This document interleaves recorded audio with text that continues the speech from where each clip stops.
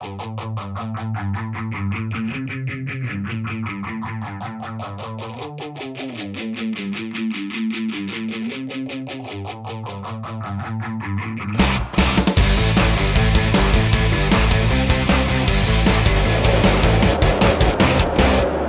Dangean, bonjour. Bonjour. Je suis très heureux de vous retrouver à Bruxelles pour ce congrès des experts comptables consacré à la fiscalité.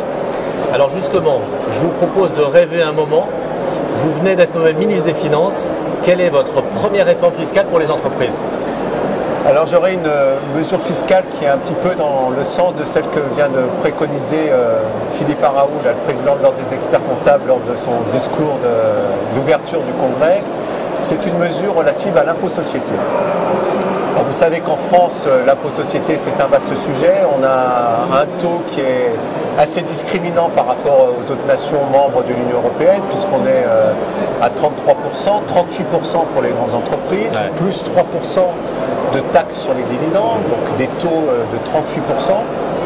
Alors, dans le prochain projet de loi de finances 2017, le gouvernement a prévu un abaissement du taux d'impôt société, un abaissement progressif qui va aller jusqu'à 28% pour toutes les entreprises en 2018 de mémoire, 2020 pardonnez-moi, avec 2017, 2018, 2019 des paliers progressifs en fonction de la taille de l'entreprise, mais on en restera à 28%, ce qui est un taux très discriminant par rapport aux autres États membres, puisque en Europe, vous savez que la moyenne du taux d'impôt société est entre 20 et 23%, et on a même des États qui ont des taux à moins de 15%. Jusqu'à 12,5 je crois. Jusqu'à 12,5. Donc on est encore loin de taux très attractifs. Donc la mesure, ça serait une mesure qui était un peu à l'instar de ce qui avait été créé il y a quelques années, qui était à l'époque le crédit d'impôt gazelle, qui était destiné aux entreprises qui avaient beaucoup de croissance. Et ça serait une mesure qui verrait un taux dégressif d'impôt société en fonction de l'évolution de votre masse salariale. Je m'explique.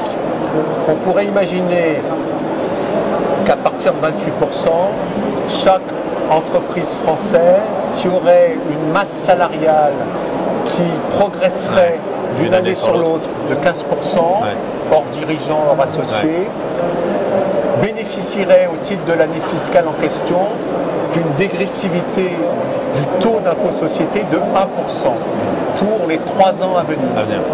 Si l'année suivante, elle bénéficiait encore d'une augmentation de sa masse salariale de 15%, elle rebénéficierait encore d'un taux supplémentaire d'1% de réduction, ce qui fait qu'elle pourrait à terme, si les efforts en matière de recrutement se poursuivaient, bénéficier de 3 points de diminution de taux d'IS eu égard à ses efforts en termes ou de recrutement ou d'augmentation de son personnel salarié actuel.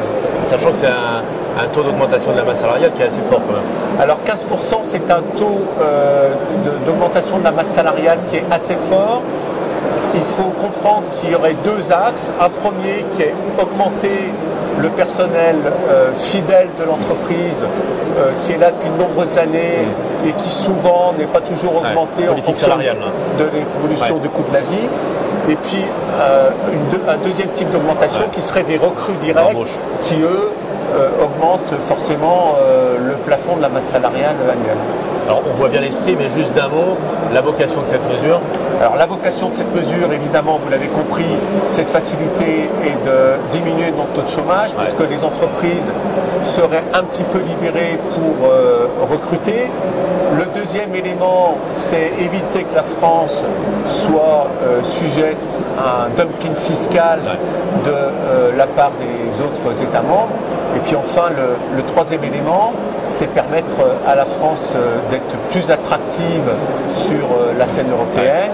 Elle l'est déjà par le crédit d'impôt recherche, mais malheureusement, on a un taux d'IS qui vient un petit peu décompenser l'avantage crédit d'impôt recherche.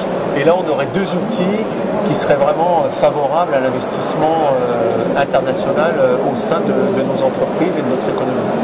Thierry Dangean, merci d'avoir accepté de jouer le jeu. Je vous en prie. Merci.